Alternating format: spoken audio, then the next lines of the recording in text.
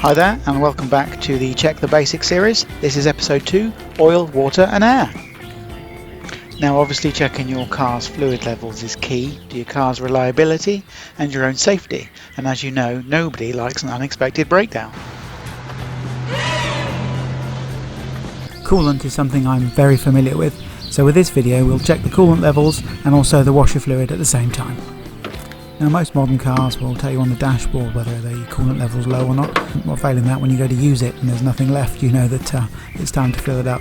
But it's the easiest job to do out of all of them really. You can fill it up with water, or you can have some kind of concentrate that you can add to the water, or ready mix. Either or, you can purchase it from anywhere, and it's a really easy job. You can do it with the engine hot or the engine cold, it doesn't really make a difference. This is a very weak solution I'm using here, as it's mostly water, to be honest. I was low on screen wash and it will work well enough for now, and it'll turn off the warning light on the dash.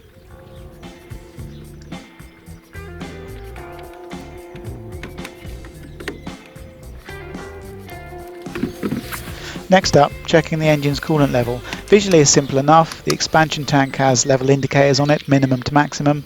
Desired result of having the level between the two, in preference nearer the max level.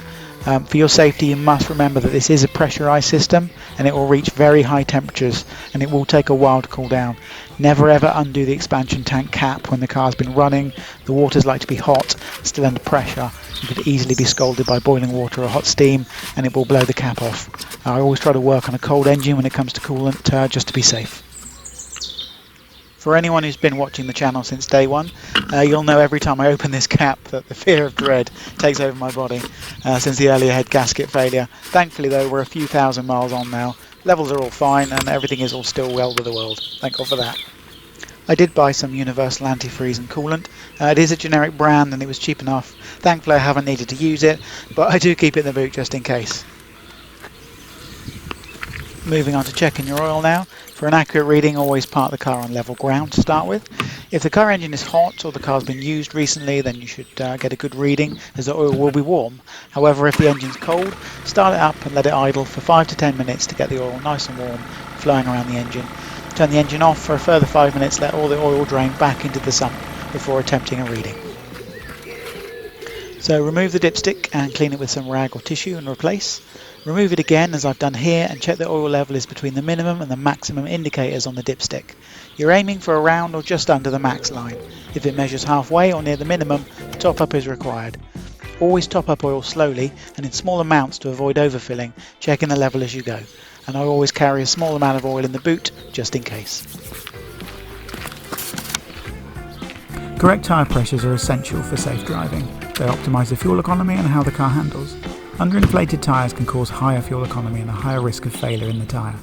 Always check the manufacturer's recommended pressures from the handbook, the website, or just Google it if needed.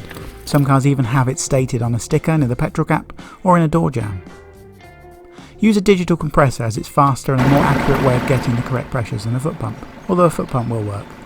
Always have the car running while you're using the compressor to ease the load on the battery.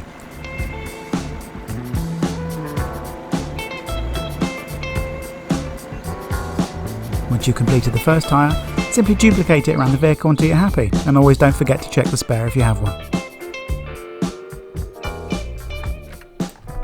Checking levels on your car can be simple if you follow these steps and take your time. You could even call it child's play. Thank you for watching. Please subscribe to the channel, as it means a lot. Goodbye for now.